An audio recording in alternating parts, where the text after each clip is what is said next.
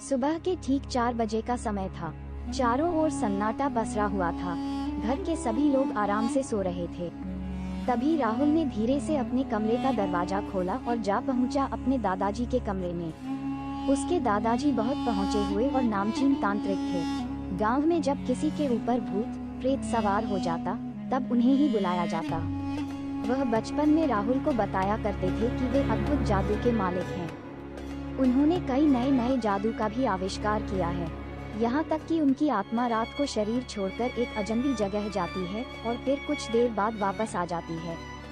उन्होंने और भी बहुत कुछ राहुल को बचपन में बताया था, पर उन्होंने उस जगह का जिक्र कभी नहीं किया जिस जगह उनकी आत्मा रात में जाया करती थी।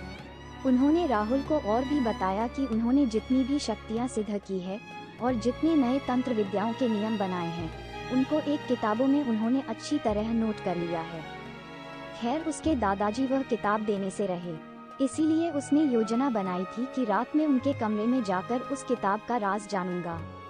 वह किसी तरह पैर दबा दबा कर दादाजी के खुफिया कम के पास गया। उसने देखा कि कमरे पर तो ताला लगा है। गुस्से से अपना हाथ झटकते हुए वह बोला, धत तेरी की, मैं हर बात इतनी आसानी से क्यों भूल जाता हूँ, जबकि मुझे अच्छे से पता था कि इस कमरे की चाबी हमेशा दादाजी के पास रहती है। लेकिन अगर वह जाग गए और उन्होंने मुझे पकड़ लिया तब तो मैं गया काम से। लेकिन ऐसे ही डर गया तो काम कैसे चलेगा। वह बड़े जोश के साथ चाबी लेने के लिए अपने दादाजी के कमरे का तरह बढ़ा। थोड़ा नजदीक गया तो कुछ फुसफुसाने की आवाज आ रही थी। जब एकदम नजदीक गया तो देखा कि उसके दादाजी आईने के सामने कुछ कह रहे हैं। तभी उसके मोबाइल पर मैसेज आने की घंटी बजी।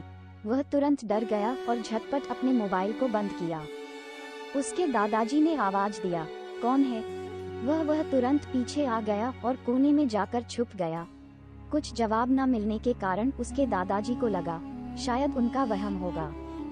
फिर वह आईने के सामने गए और हाथ जोड़कर कहने लगे, देखो, आज तक मैंने जितना भी गलत काम किया है उन सब का खामियाजा भुगतने के लिए मैं तैयार हूँ। मुझे जो सजा दोगे सब मंजूर है, मगर मैं तुमसे हाथ जोड़कर अपने परिवार की सलामती की भीख मांगता हूँ कि दया करके मेरे परिवार पर कोई जुल्म मत करना।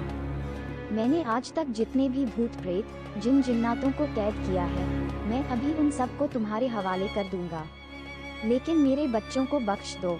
आईने में से शैतानी हंसी आने लगी और उस आईने में से कोई नुमाइंदा बोलने लगा, तुम्हारे इस समय गिड़गिड़ाने से कुछ नहीं होने वाला। तुम्हें यह अच्छे से मालूम होगा कि तुमने जो मुझसे कहा मैंने वह किया।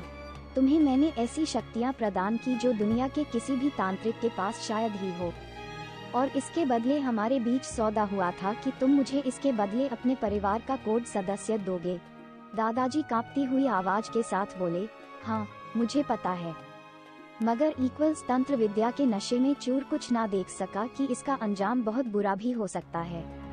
तुम मुझे बस एक दिन की मोहलत दो, मैं तुम्हें एक नहीं दो इंसानों की भेंट चढ़ाऊंगा, लेकिन मेरे घर वालों को बख्श दो। आईने में से नुमाइंदा बोला, नहीं, यह नियम के खिलाफ है, और जल्दी बोलो, अपने परिवार के किसी एक सदस्य को लाते हो या तुम ही? दादाजी बोले, नहीं, अगर मैं मर जाऊंगा तो पूरी जिंदगी भर इन तंत्र विद्या को हासिल करने का फायदा ही क्या होगा। आईने में से नुमाइंदा गुस्सा होकर बोला, मुझे तुम्हारी बात कुछ समझ नहीं आ रही। कुछ देर पहले तुमने कहा कि मेरे परिवार वाल को छोड़ दो, भले ही मेरी जान ले लो, और अभी तुम कर रहे हो, नहीं मुझे मत मारो, मैं तुम्हारी सब चालाकी समझता हूँ। तुम इंसान सिर्फ इंसानों को ही बेवकूफ बना सकते हो, मुझे नहीं। अपने प्राण को त्यागने के लिए तैयार हो जाओ। इतना सुनते ही राहुल घबरा गया कि तभी दरवाजा भी अपने आप बंद हो गया। उसने तुरंत चिल्लाकर कहा, दादाजी दरवाजा खोलिए, जल्दी खोलिए। उसके दादाजी जैसे ही आगे बढ़े कि उस नुमाइंदे ने आईने में से रस्सी जैसी लचीली अपने हाथों से उनका गर्दन पकड़ लिया और ऊपर उठा दिया। वह तड़पने लगे। रोहन जोर जोर से दरवाजा पीटने लगा, मगर दरवाजा टूट नहीं रहा था। उसके दादाजी का गला मजबूती से कसे होने के कारण वह बोल नहीं पा रहे थे। फिर भी किसी तरह उन्होंने आवाज निकाली, ब बेटे बचा लो मुझे, यह मुझे जिंदा नहीं छोड़ेगा, दादाजी आपको कुछ नहीं होगा।